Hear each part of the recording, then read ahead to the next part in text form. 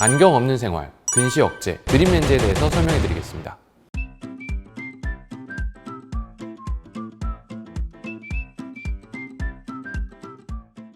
안녕하십니까? 잘봄, 돌봄, 함께봄, 서울보안과 대표원장 장규환입니다.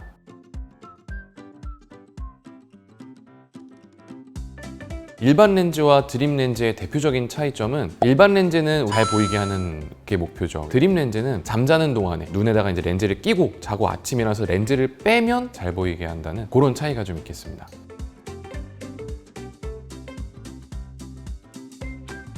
드림 렌즈는 그러니까 일종의 하드 렌즈예요. 그래서 하드 렌즈들이 보통 각막을 위아래로 움직이면서 슬라이딩을 하기 때문에 산소 투과율도 당연히 높고요. 소프트 렌즈나 컬러 렌즈 같은 경우는 산소 투과율이 낮은 경우도 있거든요. 장시간 착용을 할 때는 하드 렌즈 같은 경우는 산소 투과율도 좋고 각막에도 손상이 덜 돼서 저희가 보통 하드 렌즈를 권유하거든요. 드림 렌즈도 하드 렌즈 중에 하나긴 한데 아까 말씀드렸던 것처럼 완전 다르죠. 저희가 착용하는 하드 렌즈는 끼고 있는 상태에서 잘 보이게 하는 건데, 드림 렌즈는 잠자는 동안에 눈을 눌러서 일종의 라식라섹처럼 굴절 교정을 해주는 거죠.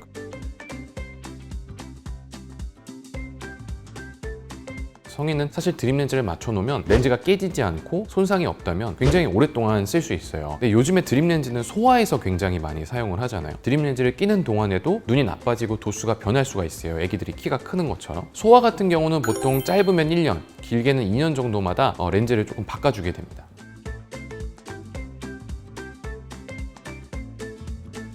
드림 렌즈 같은 경우는 드림 렌즈용으로 나온 세척제 같은 거를 드려요. 일반 렌즈 같은 경우는 정말 세척 용액이나 이런 것들 그냥 안경점이나 이런 데서 구매할 수가 있는데, 드림 렌즈는 렌즈 회사에서 추천하는 보존제랑 세척액 같은 것들을 사용하기를 저희가 권유드리긴 하고 있습니다.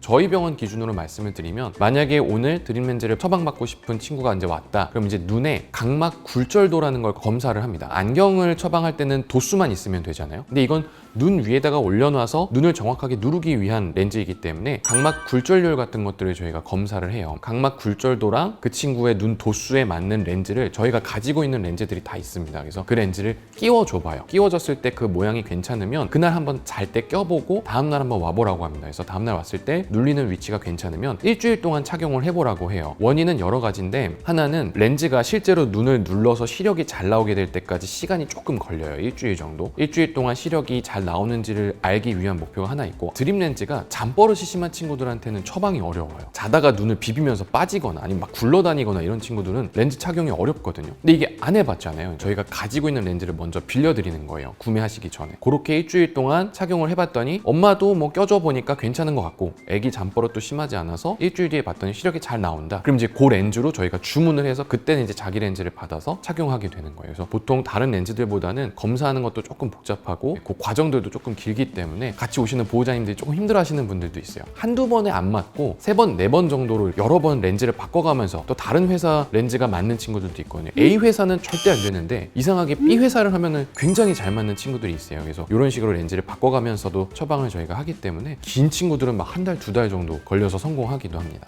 감사합니다. 새해 복 많이 받으세요. 서울보만과 대표원장 장규환이었습니다.